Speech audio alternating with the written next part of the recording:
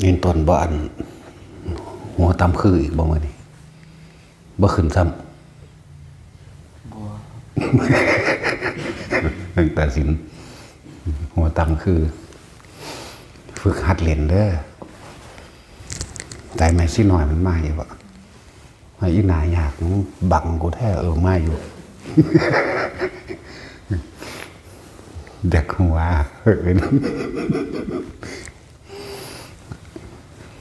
อันมึงตั้งหนาไม่ว่าแต่มึงเป็นยังเฮ็ดจังสี่โอ้ยอีหานี่กิมจักน้อยแน่จังคือคนนี่พึ่งดู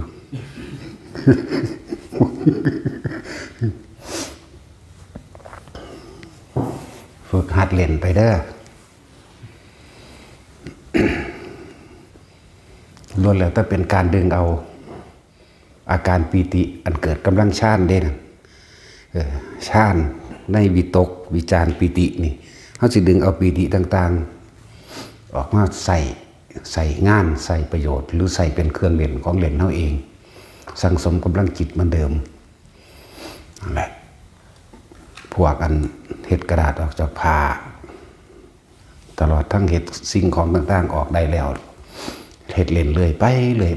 นั่นแหละล้วนแต่เป็นการสังสมจนถึงขันว่าที่นี่เอาตัวเองออกจากผ้าเอาตัวเองออกเองได้แบบนี้ขันมูอันผ้าเฮ้านี่ก็ใส่ผ้าพับเป็นสามเหลี่ยมแหละแบบเดียวกันกับเฮ้าพับผ้าหน่อยนะเอาตัวเองแล้วก็ดึงทับมาแล้วก็หมุนตัวเองนะหมุนตัวเองแบบเดียวกันแหละกับเฮ้าอันให้มันตามธรรมดาแล้วว่าอยากให้ใส่คำบริกรรมแล้วก็ว่าอยากให้ใส่กำลังจิตที่ในขณะใดขณะหนึ่งที่ว่างรอยต่อระหว่างความว่างที่สามารถให้ตัวเองออกจากผ้าได้คือเราต่อลมหายใจเข้าปุ๊บกับลมหายใจออกเฉียดกันนิดเดียวสำนันหนึ่งเด้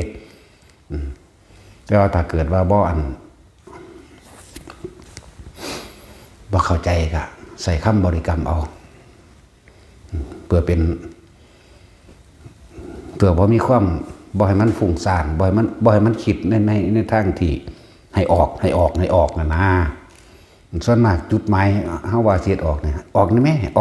พี่นะยันแต่บ่ออกนี่นะนั่นแหละเป็นจังซั่นมันก็เลยต้องใส่คำบริกรรมเป็นกุศโลบายเอาแต่ใส่คำบริกรรมได้ก็ได้นะโมพุทธลิศหรือนะโมพุทธัสสะมื้อนี้ได้ทั้งนั้นได้ว่าล่ะนะโมพุทธลิศหรือนะโมพุทธัสสะแต่ว่าความวิตกไว้ความคิดเอาไว้ว่าคือต้องการตัวเองออกจากผ้าเอาตัวเองออกเองได้นี่บ่แม่นเอาอย่างอื่นอย่างอื่นมันเข้าใจแล้วล่ะนะ เดี๋ยวก็ลองช่วงเฮ็ดไปเรื่อยๆถ้าเกิดว่าตัวเองออกได้แล้วนี่บางที่ช่วงใดช่วงหนึ่งที่เฮาเผลอๆนี่มันจิตทะลุออกห้องนอกห้องได้แต่เอาตัวเองออกนอกห้องได้ก็สามารถทะลุเข้าตามกำแพงหินหรือต้นไม้ได้นี่ก็เป็นอันว่าสำเร็จในวิชานี้ในวิธีนี้ในเครื่องเล่นนี่เฮาบ่ได้ถือว่ามันเป็นเครื่องศักดิ์สิทธิ์หรือขังหรือเขิงอิหยัง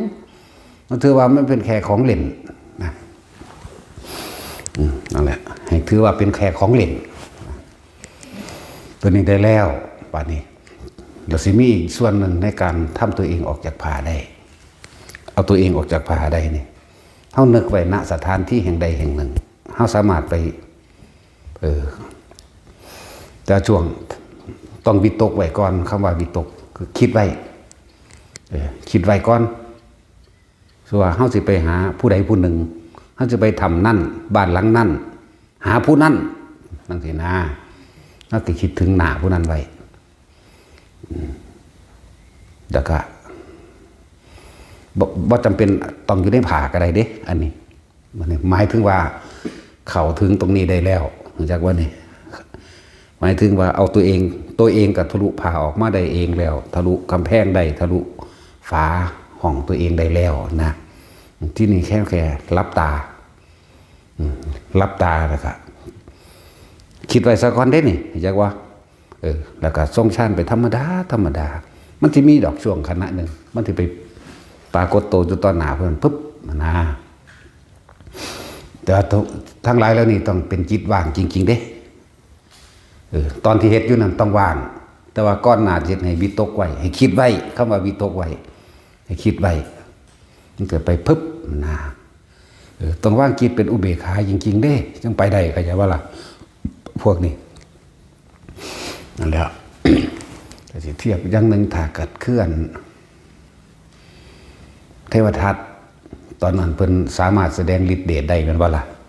เพิ่นก็ว่างจิตอุเบกขาบ่ได้เพื่อสิ่งใดเด้แต่ว่าเพิ่นก็ทะลุเข้าไปในห้องของอาชาติศัตรูและแสดงฤทธิ์ต่างๆสารพัดสะกรแล้วก็เห็นว่าอาชาติศัตรูเกิดความเลื่อมใสศรัทธาหรือย่อมตนแล้วเพิ่นจังเบาเรื่องกิเลสเพิ่นเข้าใจบ่ล่ะแล้วก็เสื่อมจากว่าเสื่อมบัดนี้เมื่อบ่ได้เพราะว่าบัดสิเหาะออกไปจากไปแบบเก่าไปบ่ได้เพราะว่ามันมีความอยากแล้วเข้าใจว่านี่มันมีความอยากแล้วคืออยากเหาะไปคือเก่าแล้วก็มีความโลภหรืออันบอกบ่ดีไว้แล้วกับพระพุทธเจ้านั่นแหละนั่นแหละเลยย่างไป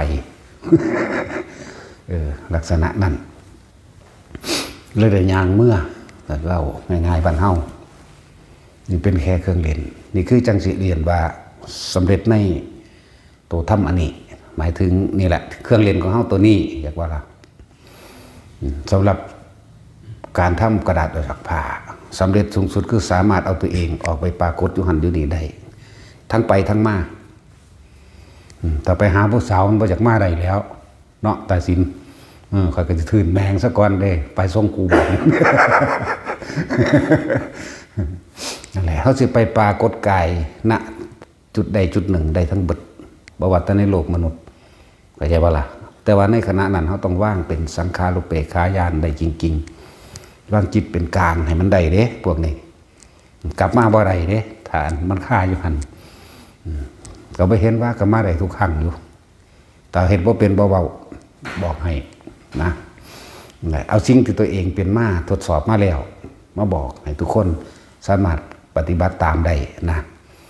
แต่เขาแก้ว่าได้เขาก็ว่าบอกหรอกนะเวลาแต่ว่าทั้งเบิดทั้งมวลนี่เป็นแค่ของเล่นบ่ได้ให้จริงให้จังยังให้เฮ็ดเล่นๆไปบ่ได้วิเศษวิโสพร้อมถ้าผู้ใดจับจุดว่าละกิเลสได้มันสิมีช่วงละเข้าใจว่าละแต่ว่าเฮาเฮ็ดนี่เฮาเฮ็ดเล่นเฮาเฮ็ดเล่นหรือเฮ็ดทรมานบังคับทรมานจิตใจคนที่มีมานะทิฏฐิหรือคนที่เฮาต้องการที่สิให้เขาเข้าสู่ธรรมะนะเฮ็ดอยู่มันบ่แม่นเฮ็ดเพื่ออย่างอื่นอันเป็นความเชื่อความทำเพื่อลบล้างลัทธิอื่นหรือทำเพื่อทำลายบุคคลใดบุคคลหนึ่งกับบ่แม่นแต่ว่าเพื่อสลับสักละกับบ่มีเห็นนะเขาต้องเฮ็ดแบบว่างๆจริงๆนี่สำหรับสูงสุดของการทำกระดาษออกจากผ้าสามารถเอาตัวเองไปมองหันมองนี่ก็ได้นะนั่นแหละนี่ก็เป็นอีกอันนึงพ่อเข้าใจจุดหมายในเรื่องเล่นๆได้แล้วเนาะไผก็ดีฟังเอาเด้อฟังแล้วก็จับไปทดสอบทดลองต่อของเองนี่คือจุดหมายการทำกระดาษออกจากผ้านี่คือสูงสุดมันสามารถเอาตัวเองไปมองหันมองนี่ได้ทั้งนั้นนี่ต่างหากเพราะว่าบ่มีอย่างสิไว้เท่ากับจิตจากบ่ล่ะกายก็ต้องเห็นมันเป็นของว่างอยู่แล้วจิตแค่วิตกไว้นิดนึงมันก็ปุ๊บไปโลดดอกนี่เฮ็ดทดสอบทดลองเบิ่งแล้วก็ทิ่มเอาบ่ได้เฮ็ดเพื่อแนวอื่นอันนี้ก็เป็นวิธีนึง ล้วนแล้วแต่เป็นการสร้างกำลังบารมีสร้างกำลังใจสร้างพลังจิตการละกิเลสการประหารกิเลสก็มีอยู่ในช่องว่างของมันจากบัดนี้อยู่ในช่องว่างระหว่างลมหายใจเข้ากับหายใจออกน้อยแต่ผู้ใดจับจุดใดก็ได้นั่นแหละสามารถละกิเลสได้เลยเหมือนกันพอกำลังฌานถูก1 2 3 4 5 6 7 8ล้วนแล้วแต่เป็นแค่กุศโลบายในการประหารกิเลสขากิเลสละประหารก็เลยเป็นเรื่องละตัณหาละอุปทานทั้งเบิดเด้บ่ให้เดี๋ยว พอบอกได้เลยว่ามันบ่แม่นของวิเศษแล้วก็มันก็บ่สามารถที่สิไปดับทุกข์ให้ผู้ใดใดดอกนะบ่อาจสามารถที่สิยังกับภัยได้เพราะสัตว์โลกเป็นไปตามกรรมแต่ที่เฮาเฮ็ดนี่เฮาก็พิสูจน์ในหลายๆอย่างนั่นแหละเฮ็ดพิสูจน์ทั้งสั้นได้ทั้งนั้นนี่คือวิธีที่สูงสุดของคำว่ากระดาษออกจากผ้าคือทำสามารถตัวเองออกไปอยู่จุดนั้นจุดนี้ได้เลยหลายคนก็ทดสอบทดลองเล่นไปนั่นแหละลงแล้วถ้าเป็นการส่งชาญเด้อส่งชาญจะเลื่อนชาญเป็นการคมกิเลสไปเบิดนั่นแหละอย่างว่าล่ะเป็นการคมความคิดเจ้าของออกไปในการไปอยากได้อยากดีอยากมีอยากเป็นในการไปทำลายเบียดเบียนผู้อื่นแบบนี้ของเฮามันคุกฝุ่นมกมุ่นอยู่เฉพาะการที่คมเจ้าของการที่ส่งชาญเองนั่นมันกะละของมันเองโดยอัตโนมัติอยู่แล้วล่ะมันบ่ล่ะเพราะว่าใจของเฮาบ่ได้ไปคิดสร้างผู้นั้นเกลียดผู้นี้นะบ่ได้ไปหักไปสร้างผู้ใดบ่จะไปปล้นไปจี้ไปฆ่าไปตีขี้เหล้าเมายากับไผดอกนั่นแหละมันก็เลยเป็นการละไปในตัวของมันอยู่แล้วคมก็ได้เป็นการคมไว้นะส่วนการละคือการเห็นตามความเป็นจริงนะเมื่อเห็นตามความเป็นจริงแล้วก็หาเครื่องยู่เท่านั้นแหละเห็นตามความเป็นจริงย่อมรับเกิดความเบื่อหน่ายคลายออกจากความปรารถนานี่เป็นทั้งปัญญาตอนนี้เฮาสร้างระหว่างสมถภาวนากับวิปัสสนาภาวนาต้องตีคู่กันตีคู่กันเวลาคิดถึงความจริงของโลกความคิดถึงทุกอริยสัจทุกว่าเกิดเป็นทุกข์แก่เป็นทุกข์หิวห้อนหนาวเป็นทุกข์มันก็คิดเห็นบ่ล่ะแต่ในการคิดนี่ล้วนแล้วถ้าเป็นองค์ฌานที่ห่มไว้อยู่ในองค์ฌานหรือปัฐมฌานนั่นเองวิตกหมายถึงว่าเขาสิคิดเรื่องอริยสัจสี่เข้าใจบ้านนี่ทุกแบบใดนอกกูนี่เนี่ยแล้วทุกคนที่ทรงฌานโดยการจับจุดน่าร่มได้แล้วเวลาเขาคิดเรื่องอริยสัจสี่ได้กับตัวเองนี่อาการนิ่มนวงอยู่หัวหรืออยู่หน้าผากก็ได้แล้วก็คิดไปเกิดมาในมิติเกิดมาตั้งจำความได้ก็หิวห้อนหนาวหาอยู่หากินเจ็บไข้ได้ป่วยแบบนั้นแบบนี้เห็นไปเดี๋ยวก็ห้อนเดี๋ยวก็หนาวเดี๋ยวก็ย่านฟ้าห้องเดี๋ยวฟ้าผ้าย่านน้ำท่วมย่านสงครามย่านงูกัดย่านผีย่านสางย่านหยังไปเรื่อยไล่ไปจนสุดท้ายแล้วแม่นเฮาสิย่านหรือบ่ย่านกลัวหรือไม่กลัวก็ช่างสุดท้ายแล้วพวกเขาก็เดินทางเข้าสู่ความตายด้วยกันทั้งนั้นนี่คือการหูทุกข์ในกายจากบ่นี่หูทุกข์ในกายได้นี่กายนี่บ่เป็นของเฮาแน่นอนบ่อาจสามารถสิบังคับมันได้เวลามันร้อนมันก็ร้อนเวลามันหนาวมันก็หนาวหิวมันก็หิวปวดท้องปวดหัวปวดแขวตลอดทั้งถูกของมีคมบาดเจ็บไข้ได้ป่วยมันจากป่วยมันก็ป่วยไปตามภาษาของมันนี่คือเฮาสรุปแล้วคือเฮาบ่ยึดมันคือยอมรับมันสุดท้ายแล้วบ่มีผู้ใดอยากตายแต่ว่าก็ต้องตายยอมรับปึ๊บสาเหตุแห่งความทุกข์ทั้งหลายบัดนี้เฮาก็นี่คือทุกขังอริยสัจจังโดยตัวเองอาจารย์เอาเรื่องของตัวเองได้มาคิดนี่เรียกว่าเดินวิปัสสนาปัญญาคือพิจารณานั่นแหละพิจารณาให้มันหนูแกงทางความเห็นลงแล้วก็เป็นอนิจจังทุกขังอนัตตาเนี่ยในร่างกายนี่เป็นอนิจจังหายความจีรังอย่างยืนเทียงแทนแน่นอนบ่ได้ล้วนแล้วแต่เป็นทุกข์ด้วยกันทั้งนั้นทุกข์ภายนอกคือทุกข์กายก็เจ็บปวดร้อนหนาวละทุกข์บ่มีแต่ว่าก็ต้องรับสภาพทนเลยสิ่งเหล่านี้มันว่าสะเทือนใจได้ดอกถ้าใจมันบ่หยุดจากบ่ล่ะนั่น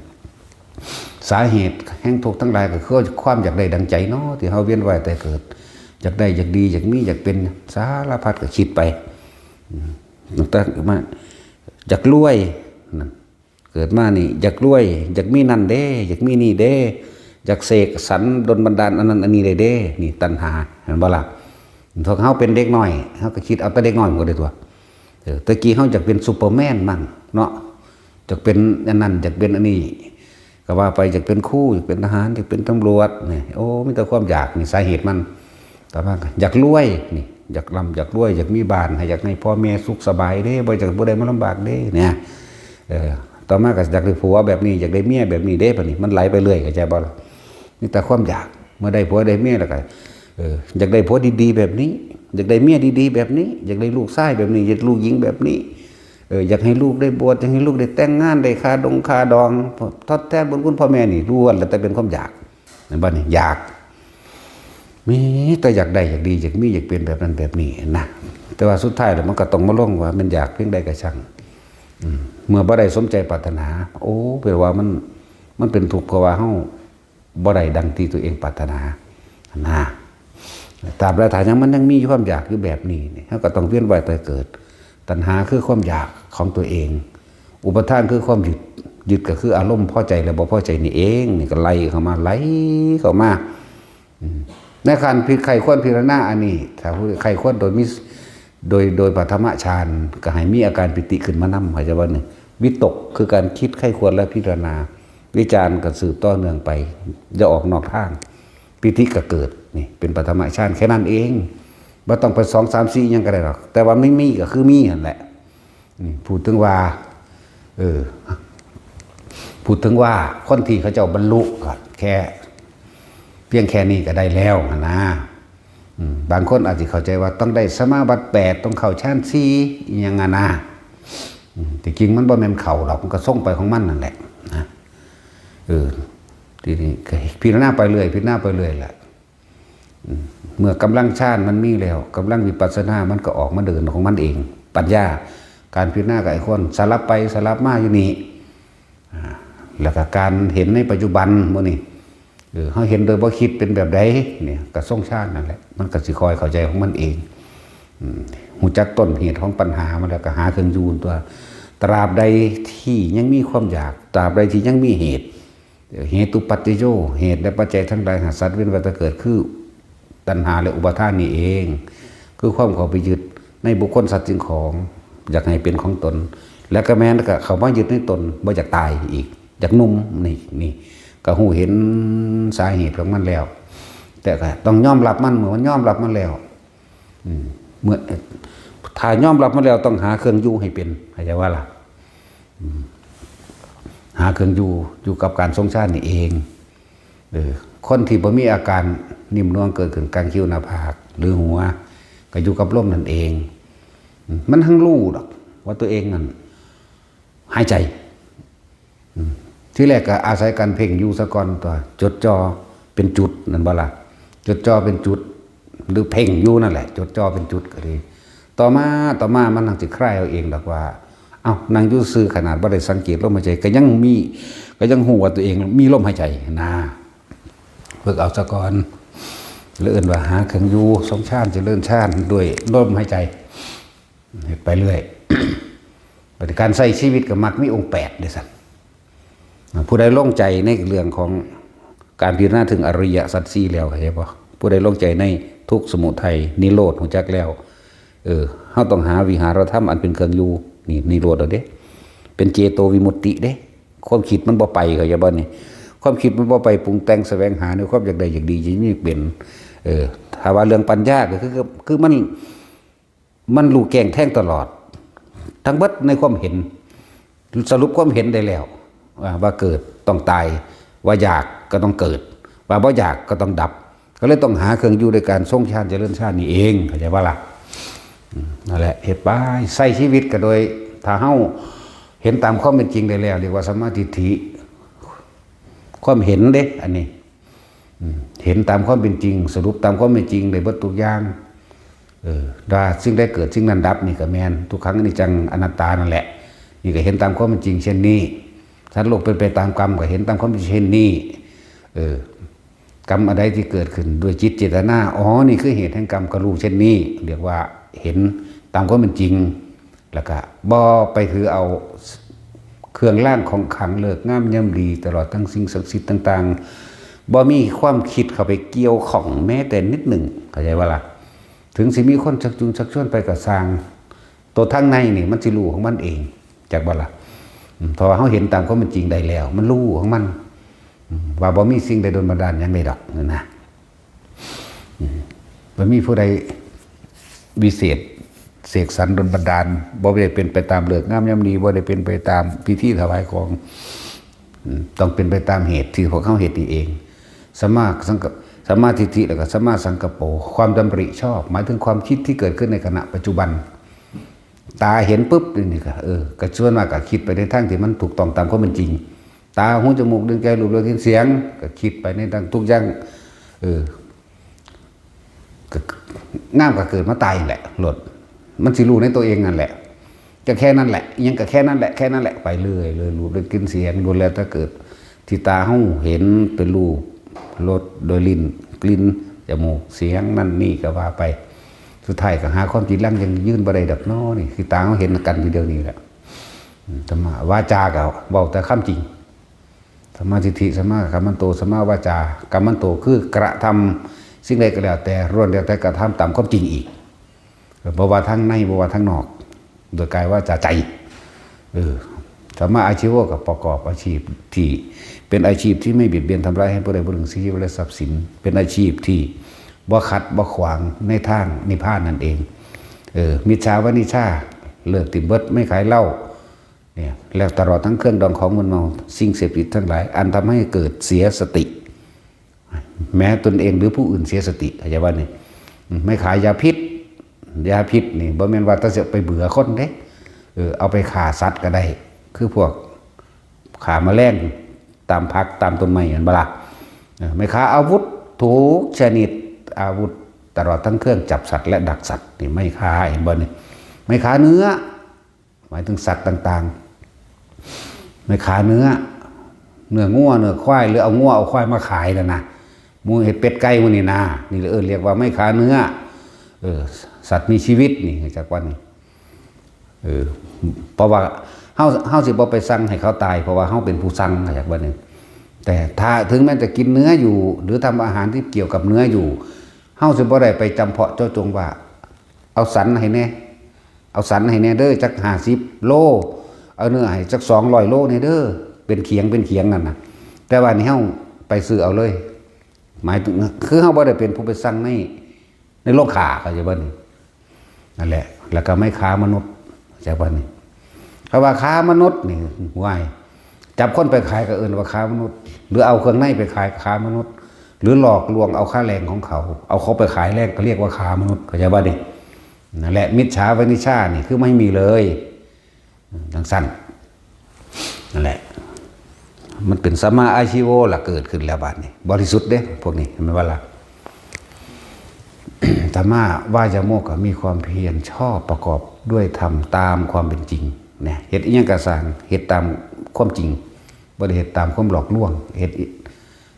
พยายามตามความจริงสมาสติมันก็ระลึกตรวจสอบตัวเองได้คำว่าสตินี่ระลึกตรวจสอบ1 2 3 4 5 6จนถึงที่ตัวที่7อันนี้ควรอันนี้ไม่ควรเด้สมาสติจากบ่ล่ะบ่แม่นตัดสติอยู่เฉพาะกับลมหายใจบ่แม่นว่าตัดสติอยู่กับหรือทำความรู้สึกจะได้กายอย่างเดียวก็ว่าสติตัวนี้เป็นตัวกว้างขวางอยู่เป็นการระลึกตรวจสอบหรือ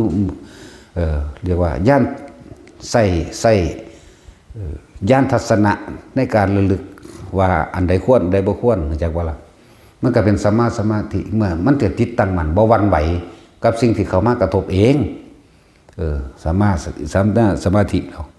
จิตตัวนี้เลยวังบ่หวั่นไหวมิตรรู้ไปผู้ที่เว้าจังซี่ก็รู้ผู้ที่เว้าจังซี่ผิดหรือถูกก็รู้ในหันแต่ว่าบ่ไปตัดสินผิดถูกกับไผเด้เพราะว่าบ่มีความเข้าไปยึดมั่นถือมันผิดมันก็รู้ถูกมันก็รู้แต่ว่าบ่เข้าไปยืนยันตัดสินกับไผสมาธิเขาโกหกนินทาก็รู้เขายกย่องสรรเสริญก็รู้ได้อันนี้มาถ้าบ่ยึดแล้วก็บ่มีแนวเสียก็แล้วกันนะเรียกว่าได้ลาภบ่เสื่อมลาภดอกเพราะว่ามันบ่ได้คิดว่าได้อยากบ่ได้ลาภสมญาบยศสมยศนั่นคือภาษาที่เขาจะออกมาสื่อสารแต่ว่าคนที่เป็นแบบนั้นจริงๆน่ะมันก็รู้อยู่ซื่อๆเด้เฮ็ดไปนั่นแหละนั่นแหละจังว่าฝึกไปที่เป็นหยังคือมาแนะนำของเล่นต่างๆนานาสารพัดก็เอามันมาใส่ประโยชน์นั่นเองอีกอย่างหนึ่งคนที่สิอธิบายอีกอย่างแบบนี้มันหายากเด้หายากมากๆเด้มันธรรมดาเด้เราก็ดึงเอาอาการปีติต่างๆอันเกิดจากกำลังของฌานจากบนเรื่องเช่นว่าเอาอาการปีติอันเกิดจากการภารนาปีตินี่ทำให้กายโยกกายสั่นนี่มัน โยกหน้าโยกหลังโยกซ้ายโยกขวาแล้วเฮาสามารถดึงเอาอาการปิตินั้นว่างจิตแบบใดใส่คำบริกรรมแบบใดถ้าเฮ็ดบ่เป็นก็ยังมีวิธีกุศโลบายให้ว่าให้พวกเจ้าใส่คำบริกรรมเป็นตัวนำว่านะมะพะทะเด้อเฮาทรงฌานโดยจับจุดอารมณ์เป็นแล้วแต่ว่าบัดนี้เฮ็ดจังได๋มันสิสั่นได้เห็นบ่ที่จริงนั่นน่ะตัววิตกไว้คิดไว้นั่นคืออยากให้มันแขนสั่นตัวนี้คือมาปรับธาตุธาตุอันใดมันพิการอย่างบ่มันบ่สมดุลกันคือความเป็นโลกนั่นเองจึงให้มาปรับธาตุมันสิสั่นของมันบัดนี้บ่ต้องไปสนใจคำที่เขาเว้าว่าปุกพระหรืออันผีทรงเจ้าเขาทรงบ่ต้องไปสนใจเพราะว่าหยังเฮาสิเบิ่งกำลังเฮาสิเบิ่งของเฮาเองคือเฮาทำความรู้สึกอยู่ในกายเฮาบ่ให้มันออกข้างนอกตะกี้เขาแต่เฮาเป็นเน้นหน่อยเฮาไปเห็นไปเอาหวยเอาเลขเห็นบ่ล่ะไปเบิ่งผู้สาวไปเบิ่งนั่นเบิ่งนี่ซื่อๆเด้เพราะว่าหยังคนบ่เข้าใจอริยสัจสี่ตะกี้นั่นแหละเฮาเฮ็ดเป็นมาแตะพุ่นแล้วล่ะแต่ว่าเฮาบ่ไปแบบนั้นบัดนี้เฮาก็มาพลิกไปทางมันดีตัวพลิกไปในทางที่สูงพลิกไปทางให้มันเกิดประโยชน์โดยตนเองและผู้อื่นพร้อมนะเขาจะฝึกแบบนั้นส่วนมากจะไปแต่ทั้งต่ำดอก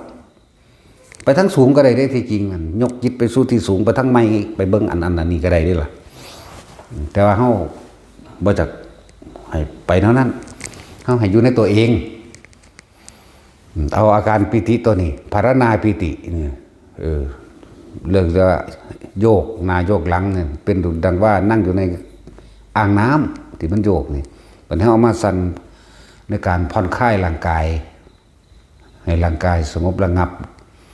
หรือปรับธาตุดินน้ำไฟลมในร่างกายให้บ่สมบูรณ์บ่ป่วยเฮ็ดไปอันตัวนี้ก็เลยเอามาตัวนี้มาเป็นเครื่องรักษาเลยว่าสมาธิรักษาโรคมั่งนะเพื่อจะให้เกิดความเข้าใจง่ายๆนำถ้าสิเว้าไปโดยศัพท์โดยอันนั้นมันบ่เข้าใจก็มีแนวกระตุ้นดึงดูดมานำแต่แท้ที่จริงแหละคือมาสั่งกำลังฌานกำลังบารมีเพื่อให้รู้อริยสัจสี่เด้เอาแนวมานี่คือเขาเจ้าว่านี่คาถาเงินล้านนี่แหละเนาะสวดไปสวดมามันก็กลายเป็นสมาธิของมันเองสวดไปสวดมาก็เป็นฌานมันเองเนาะมันก็ได้นำเพราะว่าแต่ว่าบ่ได้เงินล้านดอก หมายถึงว่าสิ่งที่ได้กว่านั้นมันลึกล้ำกว่านั้นเกินเงินล้าน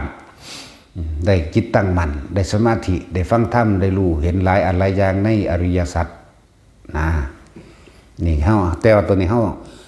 ทุกอย่างที่บ่แม่นเว้าโดยจินตนาการเฮ็ดเป็นพร้อมแล้วสอนให้ทุกคนเป็นพร้อมเข้าใจบ่ล่ะให้ทุกคนเป็นพร้อมบ่แม่นเว้าโดยปากเป่าโดยเต่าตะล่ามาเว้าเด้ใส่เห็นผลมาแล้วเป็นมาแล้วทุกๆคนคือทุกคนที่มาฝึกอยู่นี่ทรงฌานเจริญฌานโดยลมหายใจและจับจุดหน้าลมจังซี่เน้นให้จนเป็นจนได้เข้าใจว่าล่ะพิสูจน์ด้วยตนเองนะคนที่กระดาษออกจากผ่าจังซี่เฮาก็บ่ได้ไปจับไปเตะไปต้องหยังนำเฮาแค่บอกนั่นว่าล่ะแต่ของจับเอาเองเฮ็ดเอาเองเป็นเอาเองสิว่าตัวกับเจ้าของตัวเจ้าของเท่านั้นตัวเจ้าของเป็นผู้จับเองจับต้องเองเฮาบ่ไปยุ่งเกี่ยวเฮาแค่นั่งอยู่ห่างๆบอกซื่อๆเฮ็ดแบบนี้ซื่อๆเหมือนกันอันนี้ก็เหมือนกันทำแขนสั้นนี่คือเอาอาการของภารณาปีติมาใส่ประโยชน์เพื่อให้เกิดการรักษาโรคเพื่อให้ปรับธาตุคนโลกยังกระสร้างเถอะมาเถอะมาเฮ็ดเอาตัวส่วนมากมันขี้ข้านเฮ็ดเองได้คนเนาะ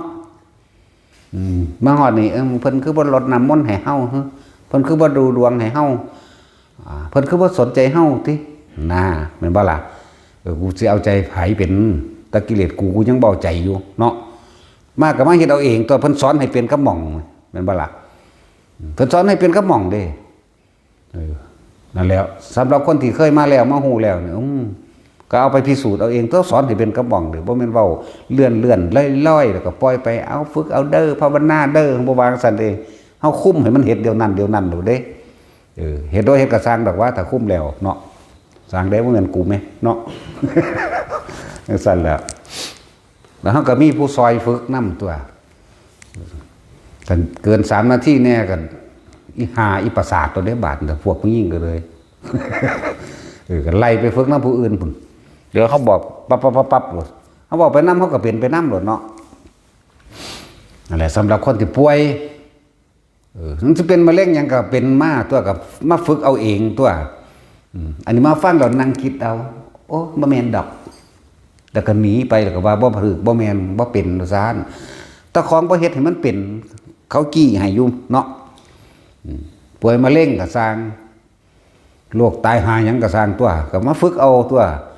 ก็มาทดสอบทดลองเบิ่งเข้าใจจัก 2-3 มื้อแน่แต่ป่วยมาเป็น10 ปีแล้วยังแล่นหาหมอโรงพยาบาลบ่เศร้าไหมแค่นี้มันสิตายย้อนบ่ฮะโอ้ยตายก็ตายโลดเนาะ ตายซะมันจังไปใส่กรรมเก่าจังขึ้นมาเฮ็ดใหม่ แล่นหาหมอทั่วโลกนี่แล้วเงินก็เบิดเท่าใดล้านแล้วมาเฮ็ดจัก 2-3 มื้อนี่มันสิตายบ่ให้เฮ็ดเอาเองซำเด้อันแล้วบางคนมันก็ตายถิ่มซื่อๆนั่นเนาะตายมาหลายแล้วเด้ผู้บ่ยอมฝึกนะของเฮานี่คือบอกให้เป็นเอาเองเด้เฮาบ่ได้บอกว่านั่นกับเขาอยู่ในตู้เด้เฮาบอกให้ขุดดินเอาเองปลูกกินเอาเองบ่เด้มันจึงเป็นตัวบ่ได้บอกจังซั่นเด้ ต้องเฮ็ดเอาเองเป็นเลยนั่นแหละมาฝึกมาเฮ็ดไปประโยชน์มันบ่แม่นแค่ว่ารักษาโรคได้บาดนี่มันยิ่งกว่านั้นอีกเฮ็ดให้เกิดสมาธิจิตตั้งมั่นเฮ็ดให้รู้ในความทุกข์ของเจ้าของเองพร้อมเฮ็ดให้รู้ทุกข์เฮ็ดให้รู้สาเหตุแห่งทุกข์วิธีดับทุกข์พร้อมหนทางแห่งการดับทุกข์รู้อริยสัจสี่และปฏิจจสมุปบาทนั่นแหละจุดหมายมันอยู่พุ่นคือการละการประหารกิเลสไปได้จุดหมายมัน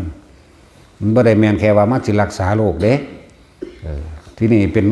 เอาไปเป็นเครื่องเล่นเครื่องฝึกเครื่องอยู่ของเจ้าของเองเฮ็ดไปเฮ็ดมากอะดูทำเห็นทำเอาเองดอกนะนี่สอนนี่มาสอนให้เป็นเลยเด้บ่แม่นว่าอย่าลืมภาวนาเด้อซื่อๆเด้ไปฝึกนำเขาอยู่หันอยู่นี่โอ้ยกุลีกุจอหาให้คือหยังนึงแล้วก็บ่ได้สนใจอีหยังถ้าพวกบ่สนใจบ่ฟังมาเอาเพิ่นคือบ่มารดน้ำมนต์ให้เฮานั่นมึงจะมาเด้อแม่นบ่ล่ะผู้เขาตายเพิ่นจังสบายจังบ่ได้ยากเนาะ มันมีผู้ใดแก้ยังให้ไผได้ตัวเองบ่แก้เอาเองเฮ็ดเอาเองตัวนั่นแหละนี่คือเอาอาการภรณาปีติมาใช้ประโยชน์ในการปรับธาตุในตัวเองมันดีเด้เฮาคนเอาวิธีนี่มาใส่ได้เห็นบ่ล่ะไผสิบ่กล้าเว้าแบบนี้เด้อนี่มันดีเด้ที่ว่าเฮ็ดสอนให้เป็นเอาเองโลดนี่แม่นบ่ล่ะนั่นแหละยังหูจักว่านำสิ่งนี้มาใส่ประโยชน์กับกายเพื่อบ่ให้ความเจ็บปวดเพื่อบ่ให้ความทุรนทุรายไหมแต่ว่าบ่พ้นตายหรอกตายคือเก่าเนาะ ฝึกเป็นหรือบ่เป็นก็ตายคือเก่านั่นแหละแต่ว่ามันต่างกันพวกเจ้าสิตายด้วยความกังวลร้อนและเป็นทุกข์พวกเจ้าก็พุ่นละแต่คนที่ฝึกแนวนี้เป็นสารทรงชาติเจริญชาติของตัวเองทีเดียวนี่มันไปถ้าพรหมโลกพุ่นเด้มันบ่ธรรมดาเด้แล้วเฮ็ดเล่นไปเล่นมากก็บ่บรรลุหยังก็ไปพรหมโลกหรอก มันสิชาติโลกีบ่โลกีก็สร้างหิแมงก็ซื้อมันซื่อๆแมั้เนาะสะอ่อนอีหยังเด้แล้วมาฝึกให้มันเป็นซะก่อนมาพิสูจน์ซะก่อนบ่แม่นไปฟังแล้วไปคาดคะเนดนเดาเอาทั้งที่ตัวเองก็บ่เป็นเนาะเฮาเป็นทุกอย่างเด้เขาจังเว้านี่ถ้าบ่เป็นบ่เอามาเว้ามาบอกมาแนะเด้เอาภารณาปีตินี่ทรงชาติโดยการจับจุดอารมณ์แล้วก็สืบลมหายใจเข้าให้มันเย็นเข้าไปในกลางระหว่างสมองใดลืมลึกเข้าไปในกระดานหน้าผากใดพวกเป็นไม่เกณฑ์เศร้าเบิดทั่วในอาทิตย์เดียวเท่านั้นได้ล่ะให้เฮ็ดครั้งมื้อนึงเฮ็ดจัก3-4เทื่อละ 2-3 วินาทีนึงแต่มันเป็นแล้วเนาะพวกไม่เกณฑ์ก็ดีบ่แม่นว่ามาเฮ็ดเอาเทื่อเดียวนะคือบ่เป็นบ่เศร้าดอกบ่แม่นแบบนั้นก็เฮ็ดไปจักอาทิตย์นึงพวกซ้ำมื้อนี้เลือก สมองตีบเลือดในสมองตีบหรือโรคเกี่ยวกับประสาทยังก็แล้วแต่เฮ็ดไปโรคมะเร็งลำไส้มะเร็งมดลูกมะเร็งยังก็เฮ็ดไปมะเร็งกระดูกพวกนั้นแหละเฮ็ดไปตายนั่นแหละแต่ว่าพวกเจ้าผู้ใดเฮ็ดผู้นั้นก็รู้ตัวว่ามันบ่เจ็บบ่ปวดแนวใดแม่นบ่ล่ะเพิ่นบอกซื่อๆเด้เฮ็ดบ่เฮ็ดก็สร้างเด้มะเร็งกระดูกมะเร็งหัวใจยังก็แล้วแต่ได้ทั้งโรคหัวใจมื้อนี้ได้เบิดนั่นแหละไขมันอุดตันมื้อนี้ได้เบิดเฮ็ดสักเทื่อนมันค่ายของมันเองดอกเฮ็ดไปมันก็แนะนำไปอยู่บางคนก็เฮือหน้าผากออกเป็นหยังบางคนก็เฮือหน้าอกออกบางคนก็เฮือหลังออกเป็นหยังคนก็บอกแนะให้เบิดนั่นบ่ล่ะมันคือเป็นจังซั่นจังซี่เพิ่นก็บอกแก้ให้เกิดความเข้าใจบ่ให้หวาดกลัวบ่ให้ระวังบ่ให้ระแวงบ่ให้กังวลเรื่องนั้นเรื่องนี้ก็บอกเบิดตัวเนาะนั่นแล้วนั่นก็สั่งว่าเฮ็ดจังใดเฮาสิดึงคำว่าอุพงคาปิติมาเฮ็ดให้ตัวเองลอยได้พร้อมพุ่นน่ะ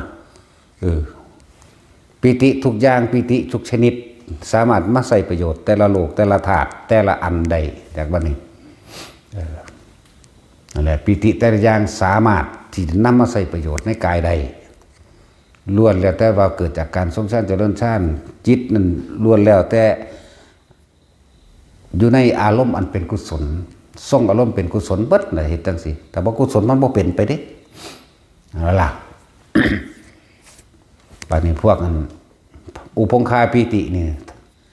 เป็นดุจดังว่ากายลอยขึ้นเฮ็ดจังใดเฮาสิลอยได้จริงๆเฮ็ดจังใดเฮาสิยกขึ้นได้จริง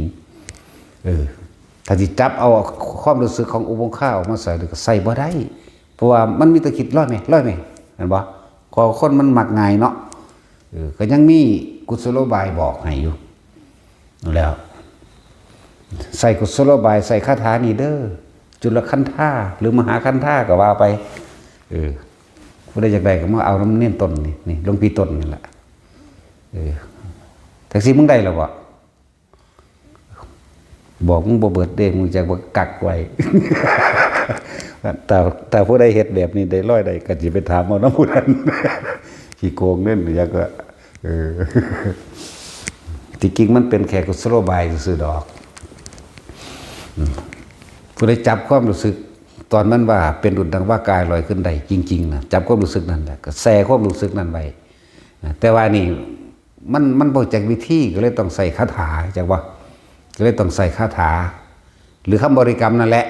เดี๋ยวสิว่าขังเขิงหามึงอีกละคาถาก็ดีเนาะใส่คำบริกรรมเป็นกุศโลบาย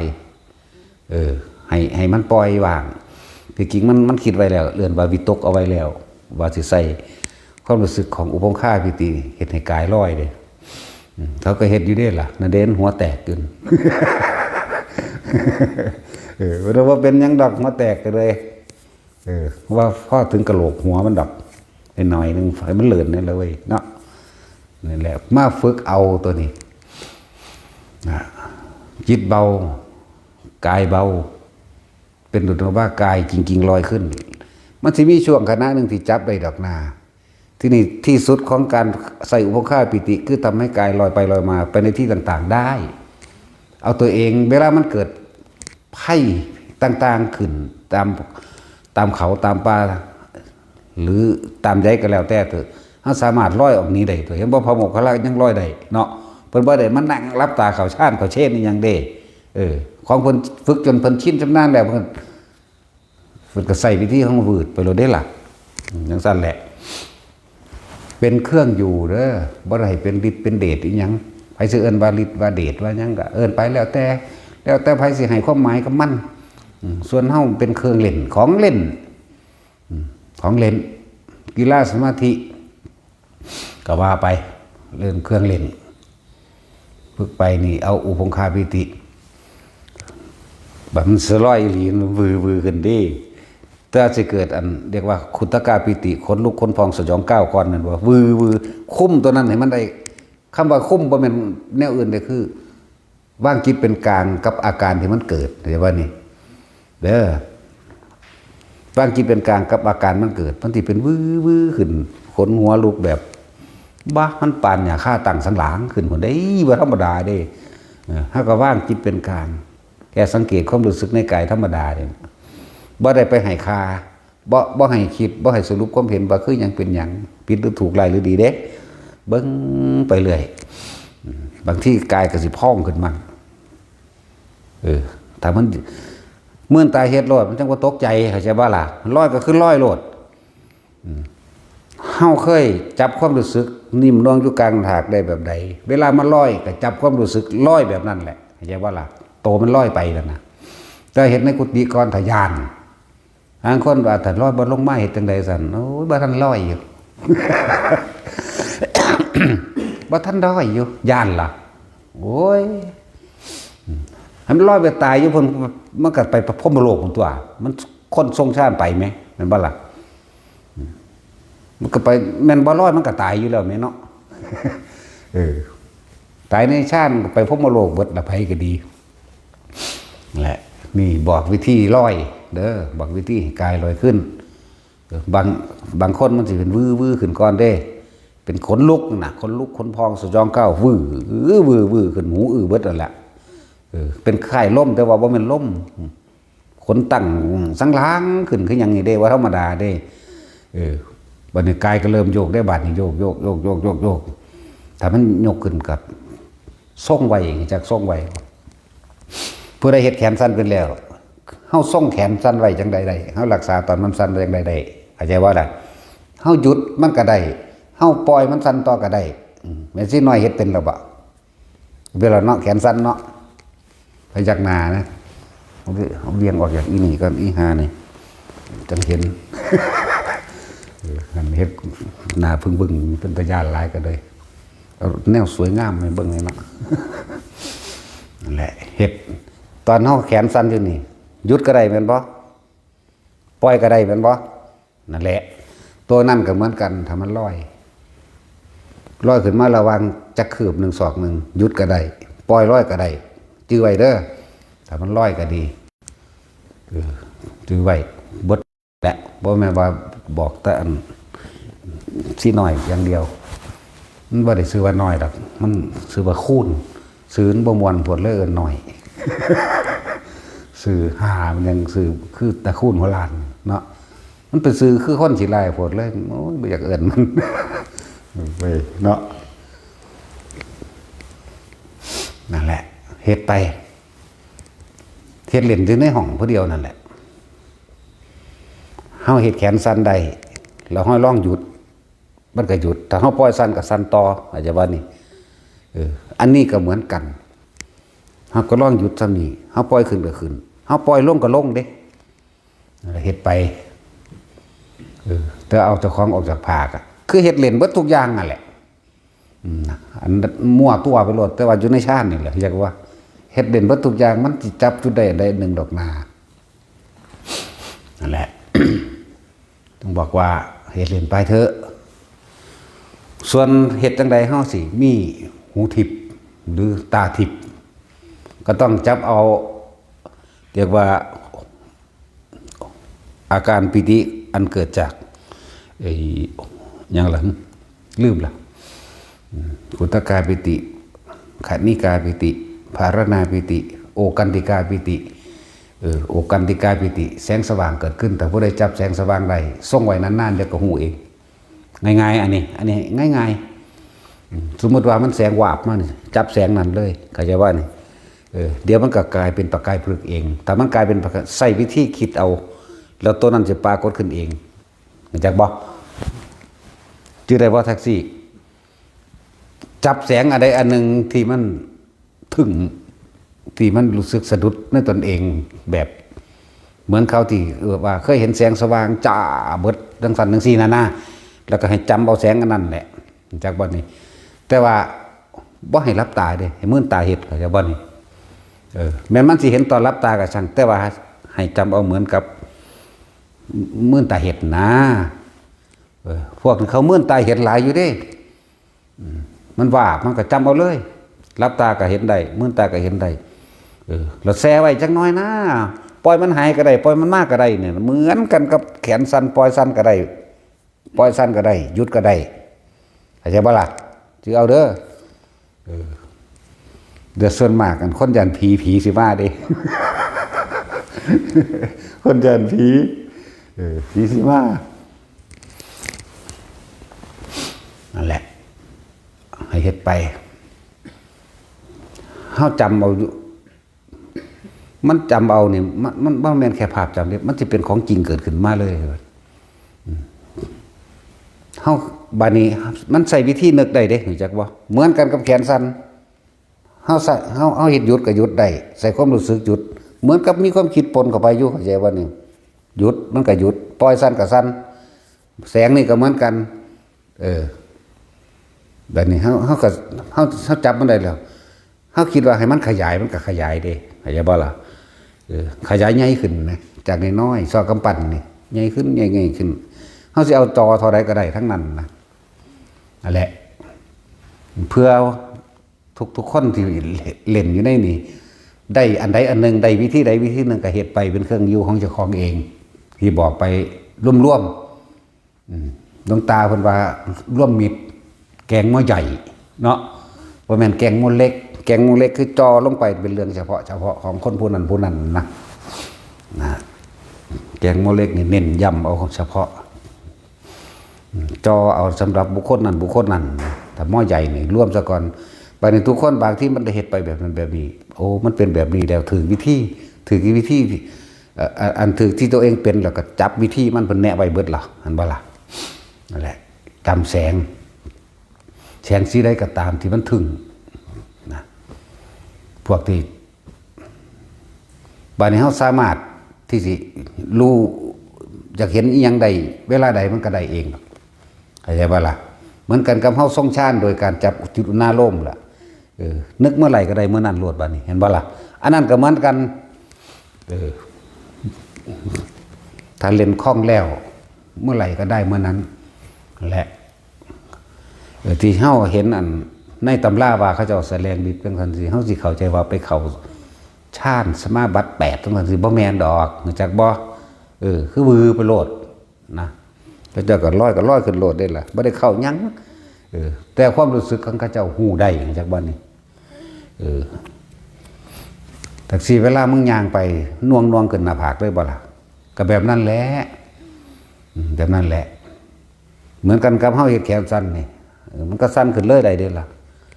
มันสั้นขึ้นเลยบ่ได้เฮ็ดเอาเด้กูปล่อยมันสั้นมันก็สั้นไปเลยเด้โยกก็เหมือนกันกูหยุดไว้เบิดตัวอันซื่อๆเด้ที่จริงเกิดขึ้นเบิดพร้อมกันนี่แหละแต่หยุดไว้นั่นแหละเฮ็ดไปให้ฮู้จักดอกฝึกไปเรื่อยๆเล่นชิ้นแต่ละอันแล้วมันก็เป็นการละปัญหาอุปทานไปในตัวอยู่ในหันแหละเครื่องเล่นหลายพอดอกของเฮาเนาะมันเป็นเครื่องอยู่เพื่อบ่ให้ไปคิดถึงผู้นั้นผู้นี้คนนั้นคนนี้ตัวเป็นเครื่องอยู่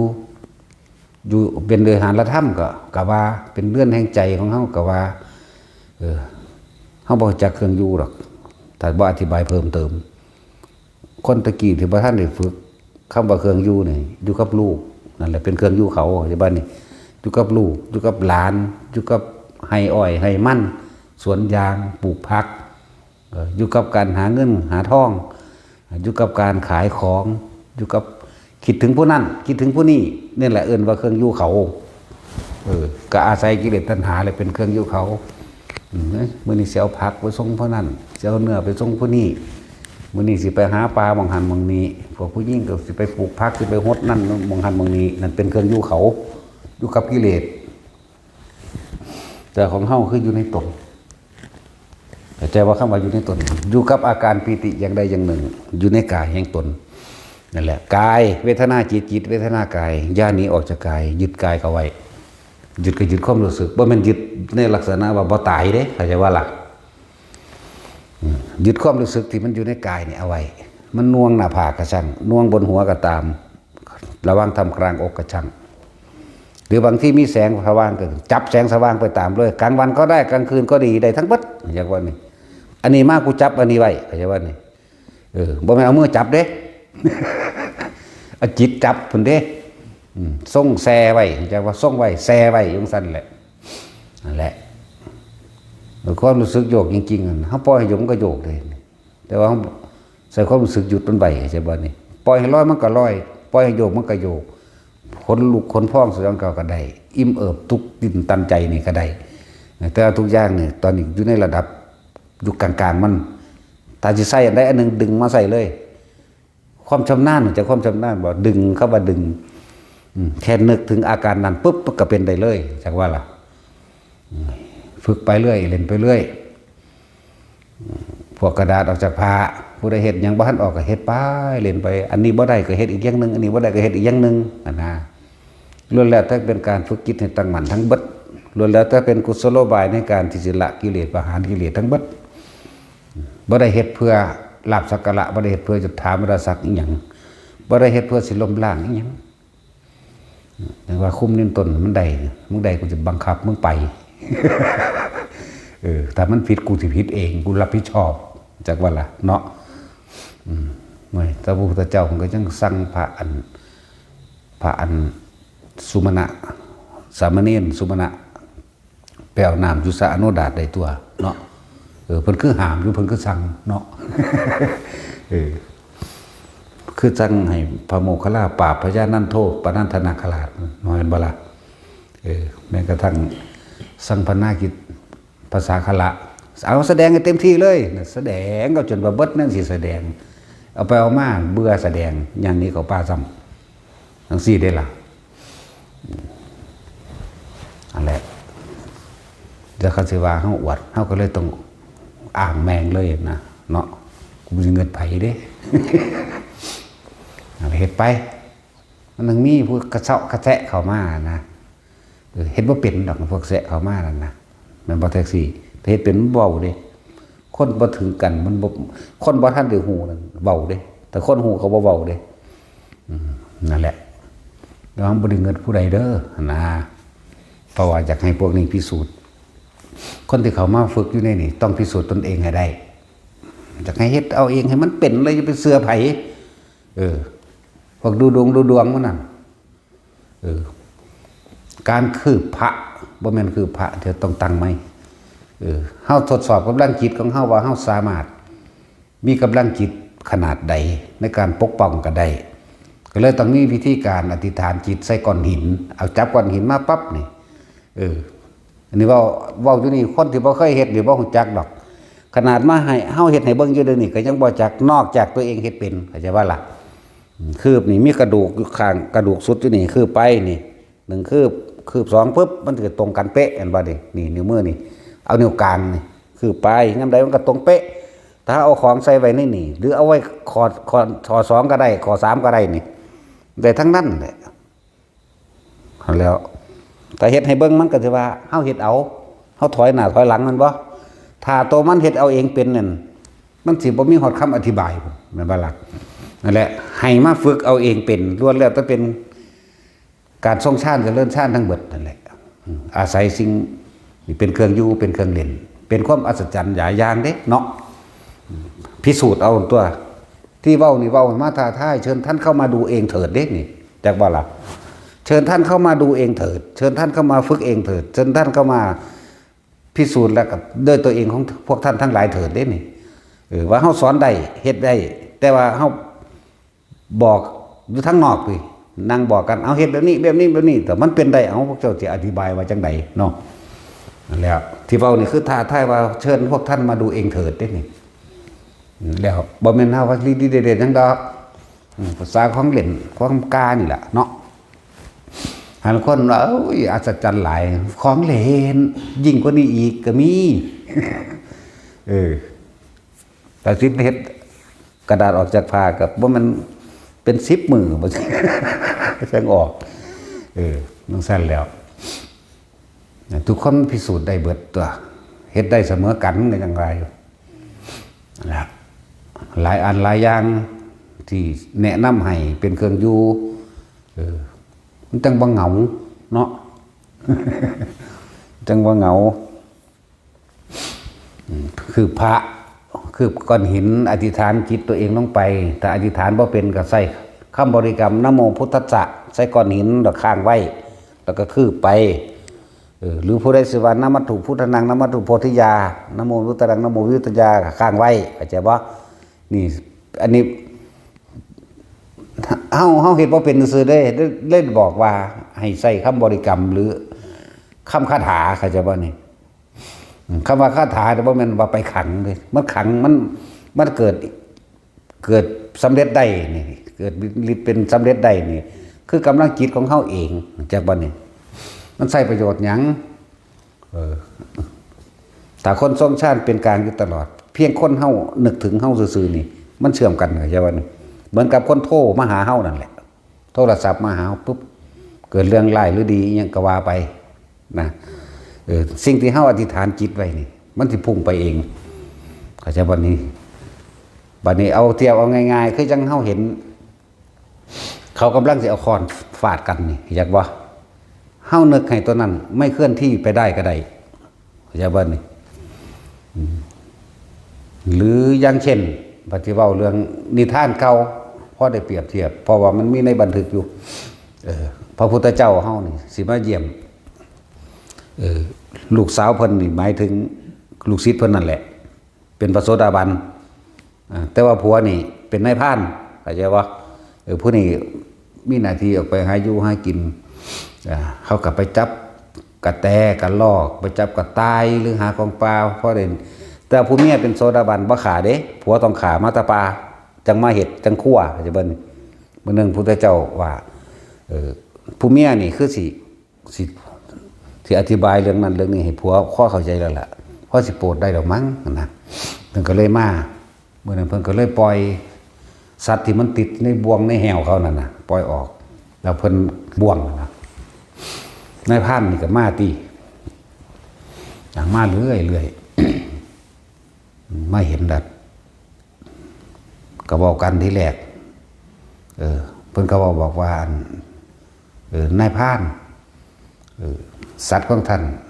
ติดอยู่ในบ่วงอันนี้เพิ่นบ่จักพระพุทธเจ้าดอกเขาตถาคตได้ปล่อยไปแล้วแลกชีวิตไปแล้วถ้าท่านต้องการชีวิตของตถาคตสิเอาไปทำแกงทำอาหารหรือเอาไปเป็นโทษทานเนี่ยก็จงเอาเถอะมันบ่สูญเด้จังว่าล่ะนายพรานโมโหก็ยิ่งยืดธนูขึ้นโกงขั้นธนูขึ้นโดยคำคาถาที่เขาเจ้าเขียนไว้เนาะสัทธาธนงอากัตติตุงวิสัชเชตุงนาทาสินี่คือคำคิดเปรียบเทียบสัทธาธนูอากาศที่ตุงวิสัชเชตุงนาทาสิขอลูกธนูจงอย่าเล่นออกจากแหล่งความหมายนี่เป็นคำคาถาที่จริงเพิ่นบ่ได้บอกคาถาดอกแต่คนบ่เข้าใจหรือว่าจังซี่เพิ่นก็นึกซื่อๆว่าพระลูกธนูจงอย่าวิ่งออกจากแหล่งเข้าใจว่านี่มันก็หยุดมันก็ข้างอยู่สั่นน่ะนะลักษณะนั้นมันบ่ออกไปอันของพวกเฮาก็แค่อธิษฐานใส่กำลังจิตที่มันตั้งที่มันมีกำลังในการทรงชันไว้แล้วสมมุติว่าเขาสิฟาดค้อนใส่กันขอจังให้ถือคนนั้นเด้อก็จะว่าล่ะมันก็เวียงของมันออกเองเด้มันก็เวียงของมันออกเองนั่นแหละมันก็ซอยได้หลายอย่างอยู่เด้เหมือนกันแหละกับว่าคนที่ยังไม่ถึงอายุไขทหารเขายิ่งกันคนที่บ่ทันถึงอายุไขจากบ่นี่ขอให้ปลอดภัยอันตรายแม้ว่าถึงอายุไขแล้วแต่ว่ายังมีประโยชน์ต่อพุทธศาสนาก็ขอเพียงเป็นแค่บาดเจ็บจากว่ารักษาชีวิตไว้แล้วอันอื่นๆคือบ่ถึกเลยจากว่าล่ะอันแนวนั่นนี่เขาก็เห็นของเฮาอยู่แล้วนั่นแหละคนที่ยังบ่ทันถึงอายุไขจากว่านี่ก็อธิษฐานแบบนี้ไว้นะคือเขายิ่งกันนั่นแหละในไทยเขมรนี่แหละเสียขาดปลอดภัยหลายกว่าอยู่ด้วยล่ะเห็นบ่ล่ะแต่เมื่อถึงอายุไขแล้วเฮาบ่อาจสามารถต้านทานได้แต่บ่กับอีกอย่างหนึ่งแม้นถึงก็ช่างถ้าเกิดว่าเขายังจะเป็นประโยชน์ต่อชาติศาสนาพระมหากษัตริย์ก็เขาว่าเพียงแค่ว่าบาดเจ็บมานาแต่เฉพาะนี่อันแล้วแต่ว่าเฮาก็ต้องป่วยแทนในจังหน่อยนี่อยากบ่ล่ะคนเฮาก็ต้องเป็นธรรมดาตัวเฮาตัวเองเอาไปรับแทนเนี่ยบ่ตัวนั้นมันก็เลยมาลงที่กายมันต้องมาลงที่ตัวกายเฮานั่นแหละก็ป่วยแทนในจังน้อยนั่นแหละบ่พอสิตายย้อนดอกเลินๆก็อดเอานั่นละเว้ยเนาะตาสิน ให้มันเลินนิดจังน้อยเราไป นั่นแหละเป็นธรรมดาอันนี้ก็เป็นอจินไตยอยู่แต่ว่าบ่กินไตดอกถ้าผู้ใดฝึกได้เฮ็ดได้ปึ๊ดรู้จักว่าล่ะจะต้องอาศัยการฝึกให้ชำนาญซะก่อนเด้ถ้าขึ้นไปสู่ที่สูงเฮาก็นึกลงไปเลยจากว่าคุ้มบ่ไหวเลยคนที่ถึงอายุไขแล้วบ่อาจสามารถเปลี่ยนแปลงได้ก็ต้องเป็นไปตามธรรมดามีกรรมต่อกันของเขาก็เรื่องของเขาเขาก็ต้องปล่อยพวกนั้น แต่ที่บ่ถึงหรือมันสิเป็นกรรมต่อกันจังซี่นั่นแหละก็อธิษฐานลงไปได้จากบ่ล่ะนึกคำว่าอธิษฐาน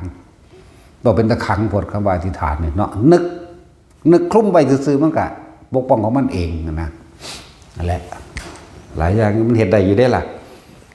พระโมคคัลลารักษาชีวิตและทรัพย์สินของเศรษฐีนั่นก็ได้เห็นบ่เอาบ่เทียบเพิ่นดอกแต่ว่าเอามาเว้าเพื่อให้เกิดนัยยะเพื่อให้เกิดว่ามันมีในตำราเล่มใดซื่อๆจักว่าล่ะเป็นจังซั่นมันมีอยู่แล้วพระพุทธเจ้าสิไปโปรดเอาคนทุกข์คนยากแต่ว่าได้รับนิมนต์ของผู้นี้ไว้แล้วเลยสั่งให้เขาเปลี่ยนใจให้อยากว่าเรื่องให้พระโมคคัลลานี่ไปเปลี่ยนแปลงให้ว่าคนผู้นี้ถ้าบรรลุธรรมแล้วก็ว่าเป็นหยังแต่คนผู้นี้หมายถึงผู้เพิ่นจะไปโปรดเอาคนยากคนจนเนี่ยถ้าพระพุทธเจ้าแสดงธรรมหรือเขาได้ใส่บาตรแล้วเขาก็สิได้บรรลุธรรมแล้วบ่ตายพร้อมบอกคนจุดคนถูกคนนี่แต่ว่าเศรษฐีนี่ใส่บาตรเป็นประจำอยู่แล้วหรือนิมนต์พระเจ้าไปสันติบาลเป็นประจำอยู่แล้วก็เลยไปขอแลกเปลี่ยนแต่ว่าให้พระโมคคัลลาไปพระโมคคัลลาก็ว่า ก็ด้วยเหตุอันจำเป็นขอแลกเปลี่ยนได้บ่ให้ท่านได้เต็มใจในการแลกเปลี่ยนมีหญิงคนหนึ่งเป็นคนทุกข์ยากพระศาสดาสิไปโปรดเอาเว้นไว้จากผู้อื่นบ่อาจสามารถมีพระศาสดาผู้เดียวเท่านั้นสงเคราะห์อนุเคราะห์เขาแน่เปลี่ยนมือเข้าใจว่าล่ะ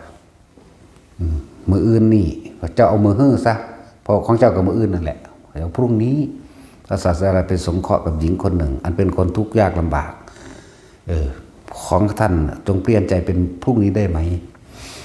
หากข้าพเจ้าตายก่อนเดนั่น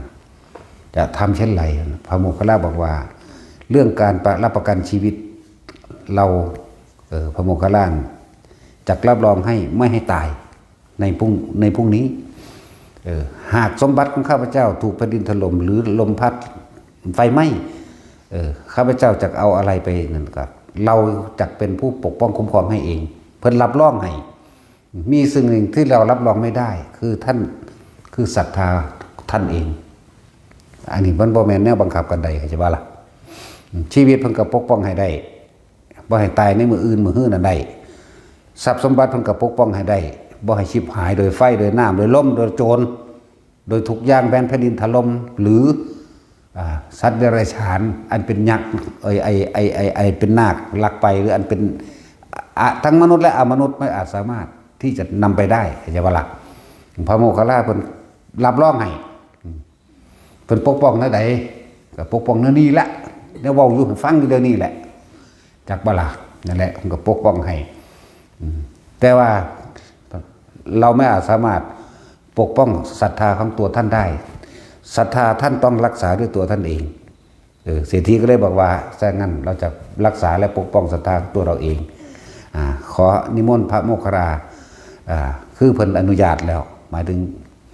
มาขอเปลี่ยนมือนะนำให้พระศาสดาไปสงเคราะห์อนุเคราะห์กับหญิงคนนั้นเถิดนี่พระพุทธเจ้าต้องไปบ่ล่ะเพิ่นก็ไปหาหญิงคนนั้นแสดงธรรมนั้นนี่ฟังแล้วเกิดได้บรรลุธรรมมันเองนั่งอนันต์มีอายุยืนต่อไปนั่นแหละมันก็มีเรื่องเล่าจังซี่ล่ะเฮาก็ดึงจากพระไตรปิฎกมาเทียบมาทดมาลองมาเทียบสอบทดลองเอาเองเฮ็ดอยู่ผู้เดียวนั่นแหละเฮ็ดหลายอย่างเลยคือถาดเข่าถาดใส่เข่านี่มันหมุนอีหลีว่าขึ้นเป็นนางแมงทั้งถาดหมุนอีหลีได้ล่ะคงลวงอยู่ผู้เดียวแล้วเครื่องข้างใครจะไปเห็นน้ำของตรวจสอบอยู่ผู้เดียวเนาะบางที่เอากระโปะอันนี้เขาเจ้าถูพื้นไม้นะพื้นไม้แล้วก็เอา เอากระดานขึ้นกระดานใหม่บ่แม่นกระดานแผ่นแป้นแต่ว่ามันใหญ่แน่จักว่าเอาขึ้นไปตั้งตึ้งมะพร้าวมันเป็นจังซี่ต้องตัดเกิงกันว่าแล้วก็หาก็ไปปาดสอยออกน้อยๆอยู่นี่แล้วแผ่นไปตั้งแล้วก็ไปยืนอยู่ไว้กลางจะอยู่หั่นก็ค้ำไม้ไว้ซะก่อนเลยแล้วก็ทรงชานบัดนี้เฮาสิเอาตัวใดหมุนเอาใส่ตัวหมุนไว้ก็ใส่ตัวหมุนมาหมุนดีๆไว้นั่นแล้วฮาดเล่นอยู่ผู้เดียวเด้อล่ะงั้นว่าสามัญคิดพ่อเอามาให้พวกเจ้าเล่นนำอยากบ่ล่ะหลวงปู่องค์นั้นโอ้ยโคตรพ่อโคตรแม่มึงจำได้พวกสินี้จากกูเราเหลือใจห้องขึ้นสุดเสียงหลวงปู่องค์นั้นอุ้ยควางลางอยู่ผู้เดียวหรอกก็ได้เคิงข้างตึงต่ำตูมอยู่เพราะสำนีแล้วจำได้พวกสินี้จากกูจำได้พวกสินี้จากกูธรรมดาบอกมันอุ่นใจได้เห็นจนน้ำผู้ใหญ่ผู้เฒ่าเนาะทำท่าอะไรนี้ซื่อๆเด้ทางแอบมาเบิ่งอยู่ยอมเด็กเดินเที่ยงคืนมาแต่ตึงตังอยู่เปิดก็เดินยังกบพ่อกันนั่นแหละเดียวได้เพิ่นละนี่เบิดนั่นแล้วมีหอดแนวนี้เด้นี่คือพระคืออันก้อนหินในใจวันเวลาเพิ่นเลื่อนถาดว่าเขาจักบ่ล่ะเฮานึกเล่นๆจักวันนึงเพิ่นกำลังหยิบเอามาตูดไปเอาเองห่วยหมาสีแม่มึงเอาอีกแล้วบาดเพิ่นสิหยิบนี่ถาดว่าเขาถาดอันคือเฮาส่งเข้ากันนี่เฮาก็แกล้งเพิ่นเนาะของเฮาอยู่แถวหลังเพิ่นเนาะสุดท้ายแม่นบ่ล่ะเป็นเน้นเนาะสุกขึ้นหลังกันคิดเอาได้นี่มันต้องไปคือจักว่าล่ะนี่แหละก็ก็คือวิธีดีเองนั่นแหละเพิ่นกำลังสิจับเลื่อนไปปาดมันวากใส่เฮาอีกตาดขึ้นไปเหลียวสังยังเบิ่งเฮาโอ้ยบาจีแม่เบิ่งจับได้มึงสิดีจักกูล่ะตูดมาให้บัดนี้จับไว้ก็เอาแล้วบาดนี้เบิ่งดูไผมึงสิเก่งสำพอมึงบอกว่าได้บาดนี้ก็จับเอาล่ะแกล้งเพิ่นซื่อๆนั่นแหละบ่ได้มีอีหยังแต่อยู่บ่ได้อยู่หลายองค์ดอก6กับเจ้าของเองทั้งเทียกับ3แล้วแต่สิเฮ็ดเด้ทั้งแต่ก็เฮ็ดฝนตกใส่เด้สู้กันทดลองมวนตัวเด็กน้อยเฮ็ดเนาะเพิ่นว่าดอกเฮาเป็นเด็กน้อยเลยได้อยู่แล่นว่าท่านเฮาดอกมีการลอยหักเลยจ้างกับแลนบ่ทันเลยธรรมดาบ่นั่นแหละเฮ็ดเลนเฮ็ดหัวบ้ายเด้ของพวกนี้ไม่หลอกหลวงปู่เซ้งใครตัวเราขึ้นมาอยู่เฮ็ดผีหลอกธรรมดาบ่แล้วให้พวกเข้าไปฝึกไปเรียนไปนั่นแหละทุกสิ่งทุกอย่างมันก็แค่นั่นแหละบ่ต้องไปซีเรียสเคร่งเครียดเคร่งครัดยังกับมันดอกฝึกไปกระดาษออกจากผ้าว่าได้บ้านเป็นกับฝึกน้ำการทั้งได้ไก่เมสซี่หน่อยฝึกหายอยากก็หลักอันเรื่องแขนสั้นอันเรื่องโยกอันเรื่องเฮ็ดผ้าเฮ็ดเรื่องเฮ็ดต่างๆเริ่มต้นใหม่ส่งชาติเจริญชาติโดยการจับจุดอุณาโลมก็มาให้พวกนั้นเขาอีเกียดังวีสอนให้หลายอีดอกอีปุ่งมันอีเกียดังวีอีปุ่งอีชิงวิ่งก็อีชิงวิ่งบ่สอนไปดอกอีใดอีกเกียร์ดังวีอีปุ่งไปอีกเนาะ3 คนอยู่ได้เนาะอีเป็ดมันเลยแต่ว่าอีเป็ดมันบ่มีเสน่ห์บันไดวะเขาเรียกเห็นแล้วเขาวายเลยแต่ในขั้นในบ่โหดบ่ขาไปว่ามันอีบูดอีหนาโหดเหี้ยมอำมหิตอีอึ้งตึงแต่มันก็เว้าดีๆเด้แต่มันเว้านะเป็นตะวันบ่เว้าแล้วเดี๋ยวหลายคนดอกที่ฝึกสอนให้กันแนะนำกันไปถ้าแนะนำกันไปนั่นแหละเฮ็ดไปคนที่เป็นคู่คนที่แนะนำไปนะล้วนแล้วแต่เป็นการสังสมของตัวเองไปพร้อมเลยเป็นธรรมทานเด้จักบ่ล่ะบ่ให้ไปใจให้เขาเด้ธรรมทานเด้นั่นมีอานิสงส์เริ่มของในเองอีกตื่ เพิ่มเติมที่เจ้าของมีอยู่แล้วแล้วก็สิหูจักหลายๆอย่างในการสิละตัวเองออกบางคนแสดงความคิดเห็นหลายๆอย่างเด้เห็นบ่เฮาสิวางจิตจังใดเวลาเขาแสดงความเห็นกับเฮาเวลาเบิ่งดูมันสิวางใจซำใดเนาะมันมีหยังสิสอนยากซ้ำสอนคนเด้เห็นบ่ล่ะบางทีเขาก็เว้าซอกซักบ่ทันได้เฮ็ดหั่นนะแล้วเว้าเอาแต่ผลมันน่ะเนาะมาทางนึงเนาะว้ายบ่ได้ฝากใส่บ่ได้ ไล่ไปเฮ็ดโลดเด้ก็เฮ็ดเป็นแล้วก็จังบานี่ล่ะเว้ยเนาะบ่ทันเฮ็ดอยู่ขาดคะเนเอาผลวิตกกังวลไว้แล้วคือหยังสรุปเอาไว้แล้วอย่าเพิ่งสรุปคนที่มาฝึกนี่เจ้าสิความรู้หลายบันไดก็สร้างเจ้าต้องถิ่มความรู้ซะก่อนถิ่มสัญญาเข้าใจบ่นี่ที่ได้ยินได้ฟังได้รู้ได้เห็นของผู้อื่นมานั่นน่ะตัวเองบ่ทันเป็นเฮ็ดคือคนโง่ๆแหมฝึกโง่ๆเบิ่งลมโง่ๆแหมอยู่กับลมแล้วก็จับความรู้สึกเจ้าของเองถ้ามันเป็นเอาเองแล้วก็จังว่ากันน่ะนะเนาะถิ่มให้เบิดเด้ถ้ารู้มาหยังโดดเด้ฝากโดดเด้เฮาก็เลยจังบอกพวกนี้แหละหาเรื่องเสียเขาก็บ่อยากสอนเขาเกร็งเนาะเห็นบ่ห่วยเฮาก็ห่วยถ้ามันเป็นมันบ่มาดอกโดดเด้อีหลีในบ้านแท็กซี่ถ้าคนมันบรรลุแล้วมันบ่มาดอกแม่นบ่ซั่นบ่ทันบรรลุตัวมันจังมาพวกมานั่งใครมาอวดความรู้หั่นบ่ต้องสอนนี่แม่มันวิตดาโลดเว้ยเป็นอรหันต์ดอกกูบ่สอนดอกหนีโลดเด้นั่นแหละผู้ใดสิมาฝึกก็ต้องอย่าเอาความรู้อย่าเอาความเห็นที่จดที่จำมาความรู้จำกับความรู้จริงมันคนละเรื่องกันเด้อแต่รู้จริงๆนั่นน่ะมันกระบวนแหละเนาะแต่พระท่านก็ตายแหละที่มีหยังแล้วเบาปานอรหันต์บัดเฮาปะขึ้นไปอยู่ภูเขาโอ้ยญาติว่าสั่นเอากวนบรรลุแล้วอีแม่มึงเอ้ยลูกเขาอีหาอยู่เด้ ยังสั่นเด้ว่าสิด่ากันแล้วบ่ได้เกี่ยวกันเด้แต่คนที่สิมาฝึกนั่นน่ะความรู้พวกเจ้าสิจดจำได้มากปานใดก็ตามวางไว้ก่อนมันบ่คือความจริงรู้จำกับรู้จริงเขาเลยย่างกันเด้แต่รู้อีหลีละได้จริงๆกันบ่มาดอกเนาะมันเบิดงานแล้วมันถึงที่สุดแห่งพรหมจรรย์ก็ว่าล่ะเนาะ